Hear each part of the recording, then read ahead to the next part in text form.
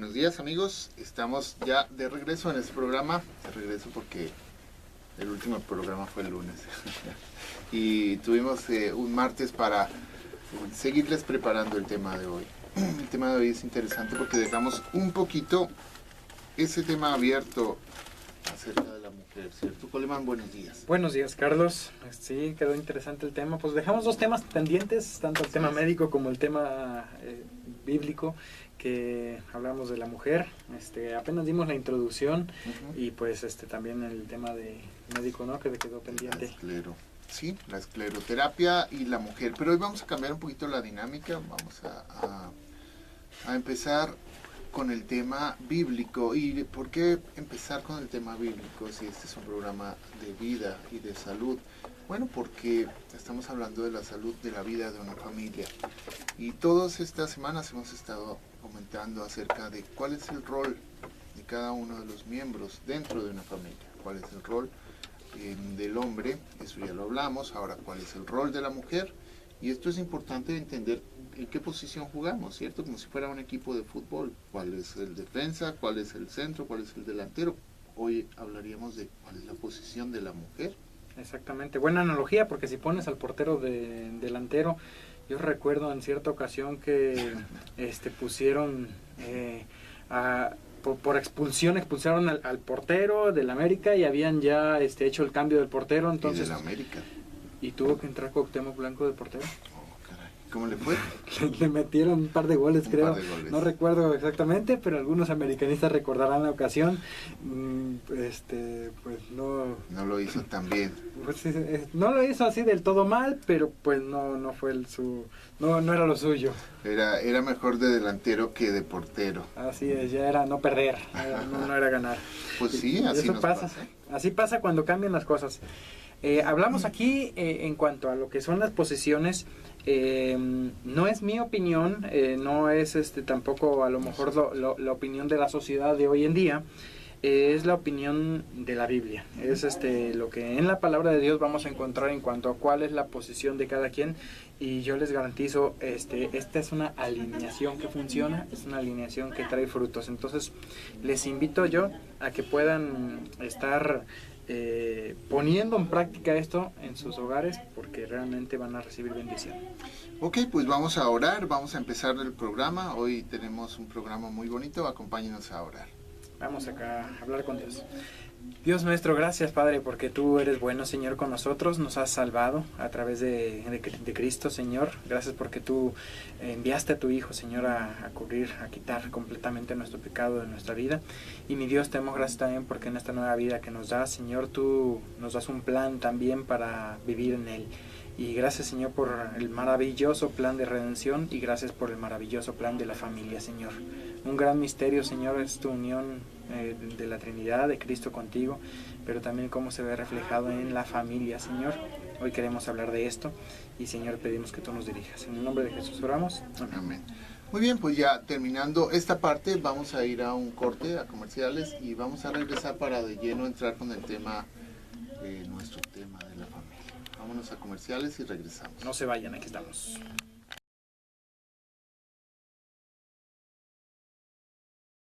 De regreso y vamos a dar inicio al tema de la familia, el plan de Dios para tu vida, para la familia, ese proyecto principal que tiene Dios.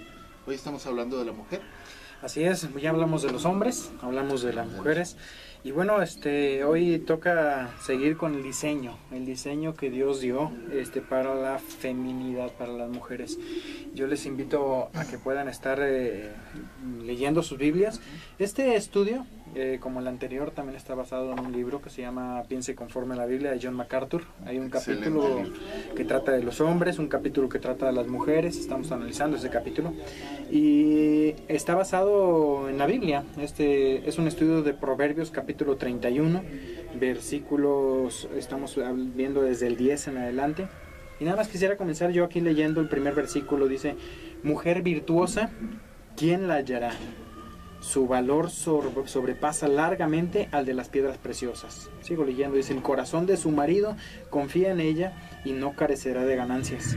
De ella recibe el bien y no el mal todos los días de su vida. Ella busca lana y el lino y trabaja gustosamente con sus manos. Es como la nave del mercader que trae su pan desde lejos. Siendo aún de noche se levanta para dar comida a su familia y la ración a sus criadas. Considera la heredad y la compra, y con sus propias manos planta una viña. Se ciñe firmemente la cintura y esfuerza sus brazos. Ve que van bien sus negocios, su lámpara no se apaga de noche, aplica sus manos a la rueda y sus dedos manejan el uso. Alarga su mano al pobre y extiende sus manos al menesteroso. No teme por su familia cuando neva, porque toda su familia va vestida de ropas abrigadas. Ella se teje de los tapices y de lino fino y de púrpura es su vestido. Su marido es conocido en las puertas de la ciudad cuando se sienta con los ancianos del país. Teje telas y las vende y provee de cintas al mercader. Y voy a leer el 28, dice, sus hijos se levantan y la llaman bienaventurada. Su marido también la alaba. Muchas mujeres han hecho el bien, pero tú la sobrepasas a todas.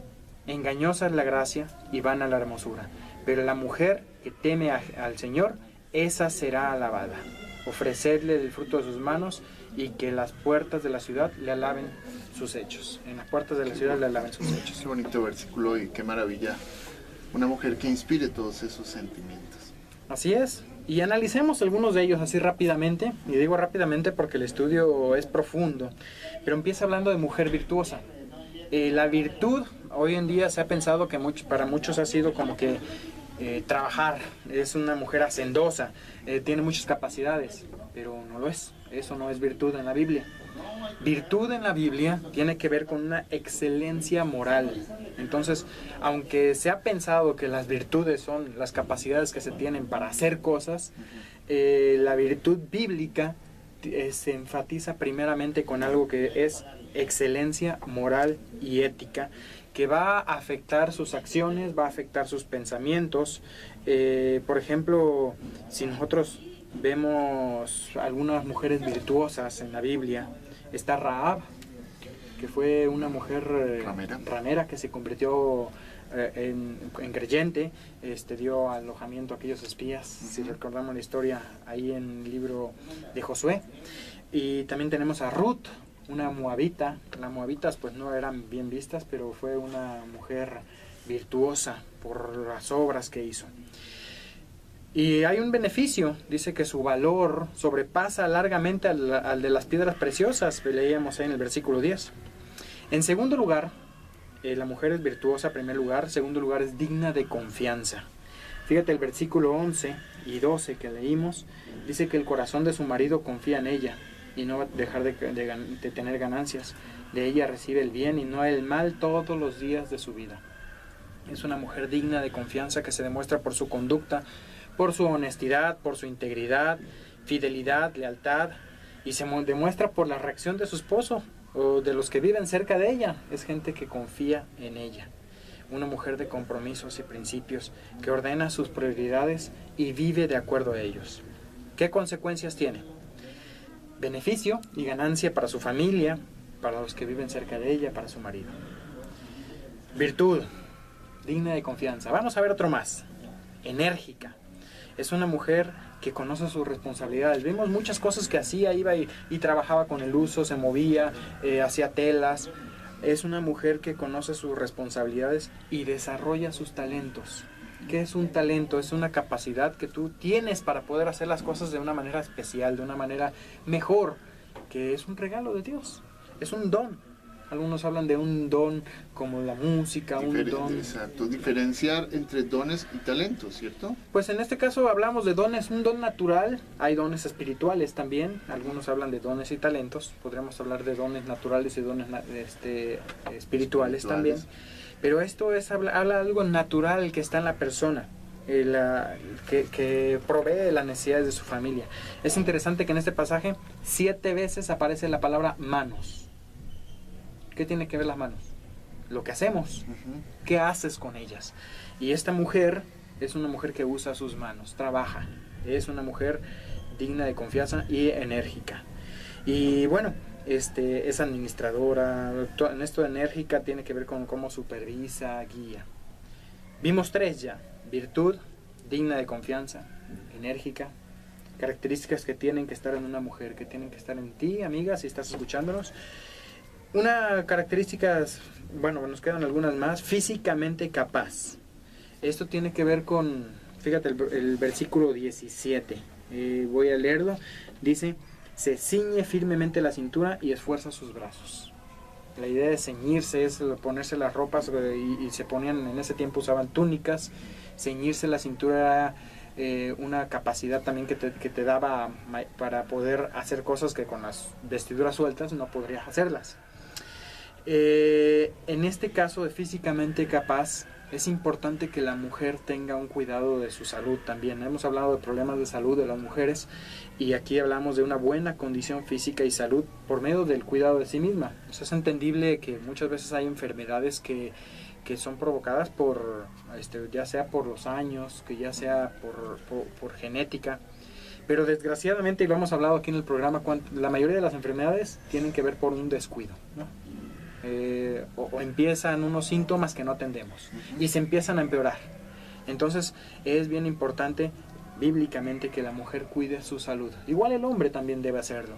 Cuidar la salud es parte del diseño de Dios. 1 Timoteo 4:8, por ejemplo, dice que el ejercicio corporal para poco es provechoso. No dice para nada. Hay que ocuparse del ejercicio, hay que ocupar de la parte física. Pero dice que la piedad para todo aprovecha, porque tiene promesa en esta vida y en la venidera. A ver hasta dónde alcanzamos a llegar, porque nos queda otros temas más. Económica. Proverbios 31:18. El versículo 18 dice que ve que van bien sus negocios. O sea, que es apoyo en la economía del hogar. Sobre todo, la manera más importante que una mujer pueda apoyar la economía del hogar, bíblicamente, no digo que esté mal que una mujer trabaje, pero en este caso está hablando acerca de que la mujer administra. Es decir, que sabe, reconoce la calidad de las cosas que compra, hace unas buenas adquisiciones, se controla el desperdicio del tiempo, del dinero, de los alimentos o de cualquier recurso. La mujer es una administradora. ¿Por qué? Porque recibe recursos y tiene que hacerlos rendir. Así que, sea que trabaje, en este caso yo creo que nos enfocamos más en la administración de los recursos del hogar. Y en ese sentido tiene que ver con aprovechar las cosas, hacer un buen presupuesto. Hablábamos en algún momento en un estudio que tuvimos en la iglesia sobre el presupuesto. Y vale la pena reconocer 3 cosas: qué son necesidades, qué son gustos y qué son lujos. Es decir, no puedo desatender yo mis recursos para suplir lo que son las necesidades. Y entonces, una vez satisfechas las necesidades, ¿qué son necesidades? Yo creo que cada familia tiene que sentarse y definir cuáles son las necesidades. Por ejemplo, el alimento. No puede faltar el alimento, la casa, ya sea pagar renta, ya sea pagar el crédito, ya sea construir, ya sea lo que sea, alimento, techo y sustento. Después vienen otras necesidades también, que son educación de los hijos, y entonces uno coloca la base de lo que no puede faltar. No podemos dejar de pagar el agua, no podemos dejar de pagar la luz, pero dejar de pagar el cable, ¿esto sería una necesidad? Yo creo que aquí ya empezamos con un gusto. Ya es un gusto. Este es un gusto. Entonces, una vez satisfechas las necesidades, comenzamos a cubrir los gustos. Ok, muy bien. Ahora, ¿puedo yo sacrificar algo para darme un lujo? Un lujo requiere un sacrificio. Pero ¿sacrificaré necesidades? Hay gente que deja de comer para irse de viaje. Hay gente que deja de alimentar a sus hijos, o de proveer, o de pagar la educación. ¿Por qué? Porque se van a tomar una cerveza. Entonces aquí es donde tenemos que ver que un lujo necesita un sacrificio, pero nunca debemos de sacrificar una necesidad. Fíjate, se nos acaba el tiempo, pero el tema sigue adelante. Llegamos a la mitad, era yo creo que la meta. Así que vimos aquí brevemente: virtud, digna de confianza, enérgica, físicamente capaz y económica. Y nos quedan otro grupo igual de generosa, preparada, prudencia, temor de Dios y una recompensa. Perfecto. para que podamos entender un poco el rol de la mujer. Una mujer virtuosa es una mujer realmente que da crecimiento al hogar, es lo que anhela un hombre, una compañera que te permita crecer. Nos vamos a un corte y regresamos, vamos a hablar un poquito de la técnica de la escleroterapia. No se vayan.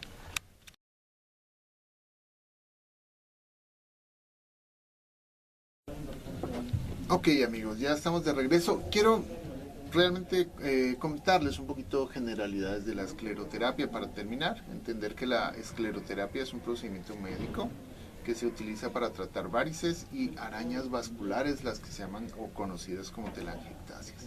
Las cremas y las pastillas sirven perfectamente para el tratamiento de las varices, pero en el caso de la escleroterapia se utiliza para varices un poquito más grandes o esas arañitas que están muy regadas en la pierna. Y lo que va a hacer la escleroterapia pues es provocar una inflamación, hacer que la vena se hinche, se endurezca y con el tiempo el vaso se convierte en un tejido cicatrizado que se reabsorbe por el cuerpo. No tiene problema. La escleroterapia es un método antiguo que se conoce desde los años 30, 1930. Es una técnica conocida y segura. Han ido mejorando los medicamentos, por lo tanto se va haciendo más segura la técnica, menos dolorosa y menos incapacitante. Entonces, ¿qué es lo que hace la esclero? Bueno, un médico hace una valoración directa del paciente y determina qué pacientes son o no candidatos para una escleroterapia. Mencionar, si usted está amamantando, si está embarazada o tiene una enfermedad que le impide caminar, usted no es paciente para esclero. Si no tiene esos detalles, entonces es un paciente que se puede valorar para iniciar un tratamiento. Los antecedentes de trombosis venosa anterior es una contraindicación que se debe valorar en cada paciente. ¿Qué es trombosis? Que ha tenido flebitis o que ha tenido formado trombos en las venas, y esto nos hace valorar al paciente acerca de la técnica. La escleroterapia entonces es una inyección. Esa inyección se aplica dentro de la vena y por lo tanto la reacción inflamatoria es lo que seca la vena. Bueno, nosotros dijimos que se podía determinar un tratamiento en un paciente cuando este paciente cumple con los requisitos. La hipertensión, la diabetes no son contraindicaciones relativas, se puede valorar. Alergia a medicamentos es una cosa que hay que determinar y generalmente es si es alérgico o no al medicamento que se va a utilizar. ¿Qué porcentaje de éxito tiene la escleroterapia? Dice que entre el 50 y el 80% de los pacientes, que es un porcentaje alto, sienten la mejoría con la esclero. Es decir, es una técnica que tiene casi un 80% de éxito. En el caso de pacientes, menos del 10% de esos pacientes no reportan absolutamente nada. Es decir, la incidencia es muy bajita de poco éxito. Vamos a quedarnos entre el 50 y el 80% de éxito en la técnica. ¿En cuánto tiempo se quita esto? Bueno, en las arañas, que son venitas chiquititas, de 3 a 6 sesiones. En este caso, una sesión se hace cada 8 días. Entendemos que los vasitos se pueden quitar de 3 a 6 sesiones, de 3 a 6 semanas, una sesión por semana. Cada inyección abarca una zona que se aplica y muchas veces se aplican de acuerdo al peso del paciente y la edad del paciente una cantidad. Nosotros tenemos como regla no aplicar más de 3 centímetros. Esa es la regla que usamos en la clínica, no más de 3 centímetros, que puede abarcar más de 10 vasitos o telarañas, dependiendo del tipo de venas. Si son venas un poquito más gruesas, estamos hablando de meses, de 3 a 4 meses.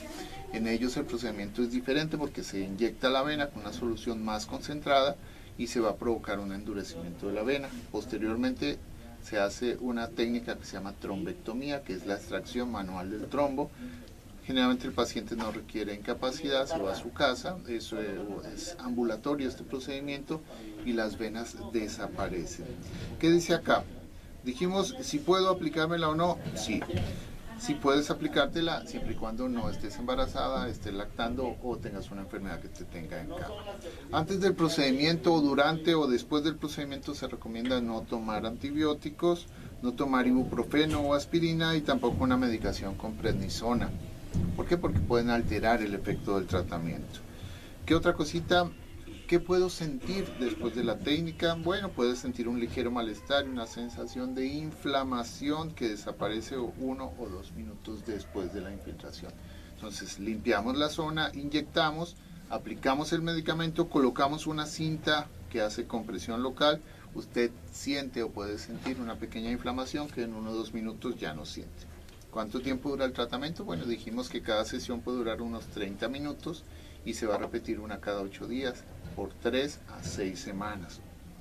Los efectos colaterales, bueno, pues muchas veces las venitas más grandes se ponen duras durante algún tiempo.